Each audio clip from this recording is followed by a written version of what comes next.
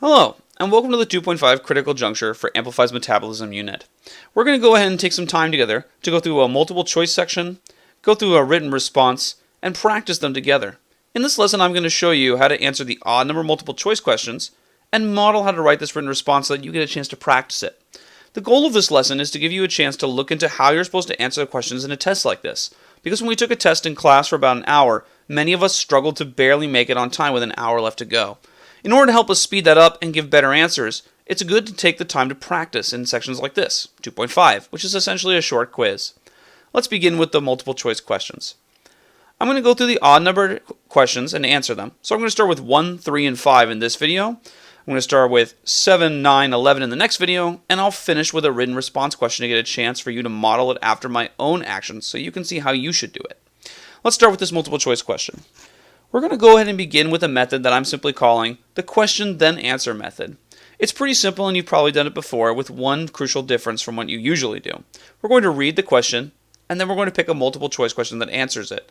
The crucial difference is we're going to try and rephrase this question in a way that makes it easier for us to understand, because Amplify will often give long explanations for their questions that give us a lot of information that isn't necessarily useful. So let's look at the question together and try that out. An athlete thinks that she can exercise as long as she eats different types of food because her body just needs different types of food molecules to work properly. Is the athlete correct? So what this athlete is saying is all her body will ever need is food molecules to work on its own. I can immediately tell you that the athlete is wrong, and you should be able to too, because food molecules aren't all we need to live. To live, we need to eat, and we need to breathe. If this athlete were correct, we wouldn't need oxygen, we wouldn't need lungs, and we wouldn't take breaths to get energy. So let's go through the questions and see if we can find something that validates that. Starting with letter A. Remember, the athlete isn't correct. We've agreed with that because we rephrased the question to make it easier to understand. We rephrased it as, is it possible for me to live only by eating food molecules? It's not, because we need to breathe. So when it begins with yes, her cells only work when they have molecules in different types of food, we can immediately say that this one is wrong. Because we don't have molecules only for food, we also breathe. Let's speed through these next answers so we can find what we're looking for. No. Alright, we're onto something promising because this question, or this answer immediately acknowledges the question is wrong. Her muscles do not need molecules from food. And we can stop there, because that's just not true. She does need molecules from food and from oxygen. We already did that by rephrasing the question and understanding what it's asking for. In part C, no, again, promising, because it's begun by telling us that the question is wrong, which we know it is. All cells need molecules from food and molecules from air to work properly. Excellent. This one seems to answer the question exactly the way we did. I'm going to click it for now, but I'm also going to read part D to make sure I don't miss anything that might be more correct than my answer. No. Again, promising, because it begins by telling us that the question is wrong. Only her stomach cells need food molecules to work properly. And again, we can stop there because that's not true. People have to breathe, so her stomach cells also need oxygen to work. With that said, we've answered this question, and we can move on to number 3. In number 3, we're going to use the same method. So let's read the question and then rephrase it. Doctors tested a patient to find out what molecules were in her cells. Her cells contained normal levels of amino acid, normal levels of oxygen, and low levels of glucose molecules. Will this patient be able to exercise normally? So the question is asking us, will the patient be able to exercise normally, that is, tire themselves, if they have low levels of glucose? Thankfully, this is a question we can actually test by clicking on these 3 little bars, opening up the metabolism situation, and modeling the situation with our sim. But assuming we don't have to do that, let's go ahead and use the other piece of evidence we have, which is the lesson from yesterday. Yesterday we found out that Elisa has diabetes. What that means is that she has a hard time getting glucose into her cells of her body to make energy, which tells us that people need glucose to make energy. So when we ask, will this patient be able to exercise normally, the question I want to remodel it as is, will this patient be able to exercise normally if they can't get glucose into their cells? The simple answer is no, they can't do that.